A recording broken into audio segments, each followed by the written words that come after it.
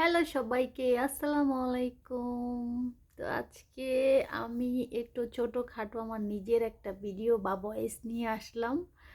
তো সবাই কেমন আছেন, ভালো আছেন? তো আমি আসলে কিছু নিজের বলতে কোনো কিছু আছে বলে এরকম কোনো কথা নিয়ে আসছি। তো আমি আসলে ওরকমভাবে তেমন কথা মানে গুছায়া বলি না কখনোই, মানে বলতে পারি না আসলে। ছোটো থাকতে গ্রামে বড় হয়েছি, তো মানে ওইটা মিলায়া মিলায়া কথা বলতে বলতে মানে একটু দেরি লেট হয়ে যায়। তো যাই হোক, তো আজকে আসলে কিছু কথা নিজের কথা নিয়ে আসলাম। তো আমি মানে খুব শখ করে একটা আইডি খুললাম, ফেসবুক আইডি। তো এখানে হচ্ছে যে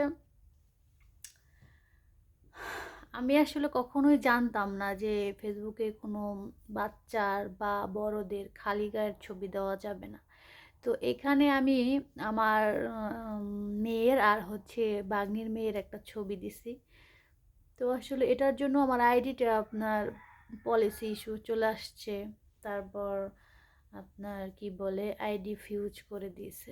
আসলে আমি 2বার আবেদন করছি ফেসবুকে, তারপরও কখন মানে তারা এখনও আমার ওটা করে নাই। তো আমি এখানে আমার সমস্যা হচ্ছে যে আমি ভিডিও আপলোড করতে পারছি বা লাইভে যেতে পারছি, শুধু হচ্ছে যে আমি কাউকে কমেন্ট কোনো কিছু করতে পারতেছি না।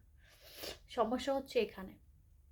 তো কোনো কমেন্ট বা কোনো কিছু যদি নাই করতে পারি তাইলে তো সমস্যা না, অনেকটাই সমস্যা। তো এখন দেখা গেছে যে এটার জন্য কি করতে হবে, কি মানে কোনো সমস্যা নাকি কোনো কিছু করতে হবে, আমি আসলেই আমি জানি না। তো বিশেষ করে তো এটা আমার জানতে হবে, তাই না? তো জানতে না, আমি যদি নাই জানি তাহলে কীভাবে এটা সমাধান করব? তো আসলে আমি কি বলবো বলেন, একটা আইডি যেহেতু আমি এটা করছি মানে খুলছি, যদি আইডিটা আমার এরকম সমস্যা হয় তাহলে তো আসলে কিছু করার নাই।